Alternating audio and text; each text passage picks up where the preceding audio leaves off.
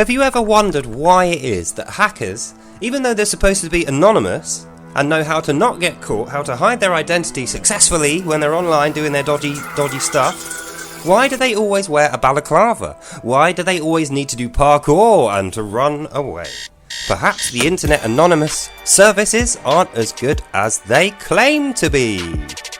The internet is basically phone calls. It's computers making phone calls to other computers and going beep beep beep beep beep beep really fast to do the talking. And if you think about it, a phone has to have a subscriber paying the bill, otherwise they cut off straight away. So technically, computers with subscribers paying for them, calling each other, is never going to be anonymous, and that's the subject of today's video. Welcome back, ladies, gents and Pikachus. As I said, today's video is going to be on internet security, being anonymous through the use of computers and how it's virtually impossible to do so. Now, I did a little bit of testing. I've got two computers here. This one has got a VPN, and it goes to this one, which has got a different VPN, which goes to you and me talking on this video. And even with two VPNs through a private router on a mobile SIM card connection, I was able to trace packets from one end to the other with another computer using simple open source tools you find on the internet. So for me, that proves there's no such thing as an anonymous internet connection. It's just virtually impossible to do.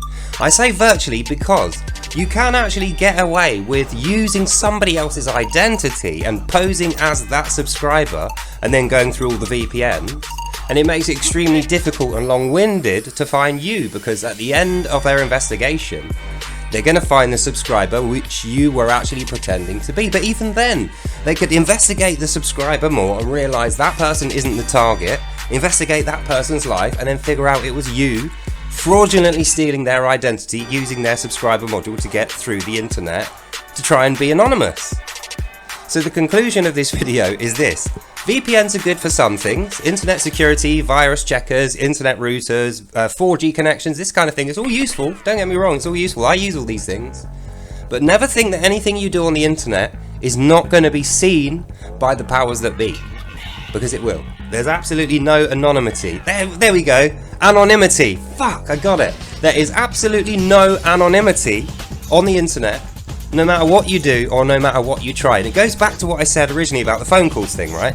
When you're on the phone to someone, for them to be able to hear your voice, that phone needs to know your location to receive the sound wave that you're sending when you talk, right? It's like me making this video now.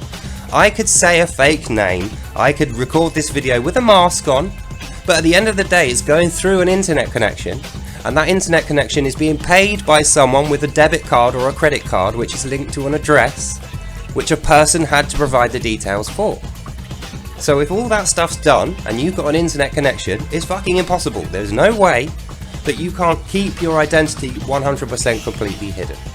And the reason I want you to know this is because there is a huge uptick in the amount of identity fraud going on. And in my opinion, although they haven't figured it out yet, the government and the police haven't figured it out yet, the reason all these identities are being stolen is not to steal money, it's to steal data. And what I mean by that is not to steal your personal data for financial gain, that's what you might think. It's to steal your actual connection, to send data posing as you, to upload and download things which are illegal, or information which, if it is attributed to you, will make you a criminal. You know, stuff that's anti-government, anti-democracy, that's criminal, that's going to be targeting people in a criminal fashion. So be extremely careful with your identity. Don't let anyone steal it. If you have any suspicions at all, check that you are, get a virus checker and check your identity particulars. If you notice anything strange going on with your connection, please do investigate and make notes and report this back to your ISP, who should be able to help you, or your bank. They'll be able to help you as well. And the reason is because if your identity is stolen and you can't prove that it wasn't you doing this criminal action, then you yourself will be liable as the subscriber, the payee, the subscriber. So that's the end of this video. Like I say, please feel free to continue using your VPNs, your protected routers, your 4G connections and such, and your antivirus, the same as I do. But just keep in mind, if anything weird is happening, you need to be the one to investigate it yourself personally And the reason is because the buck legally stops with you. If anything illegal is done through your connection and attributed to you, it will be your responsibility to prove that it wasn't you. You don't have to prove who it was, because obviously you'll never know that. You will leave that to the services to figure it out. But you need to prove that it wasn't you, or it was you. You know? It's almost like if you go to prison and you say to someone, what are you in for? Everyone's going to go, I'm innocent. No, you're not, because you're in prison. Even if you've done no crime, the fact that you're in prison is you got attributed with somebody else's crime, and for the rest of the time, the data is going to say you did it. That's why you're in prison. And that's how these computer systems work. Something could be said or done or stolen or moved or changed online using your subscriber module, your internet connection and your computer. And when it gets investigated back to you on your computer, if you cannot prove conclusively that it was not you, then you're going to be liable for it, and we need to avoid that. So stay safe when you're using the internet. I hope you enjoyed this and learned something, and I'll see you in the next one. Bye now. Oh, I nearly forgot to say, always use a fingerprint or a thumbprint or a face scan if you can. Change your passwords, make them very long and difficult to guess. Don't use dictionary words. Don't paint a target on your back, and you shall be fine. So I hope you enjoyed that, and I'll see you in the next one.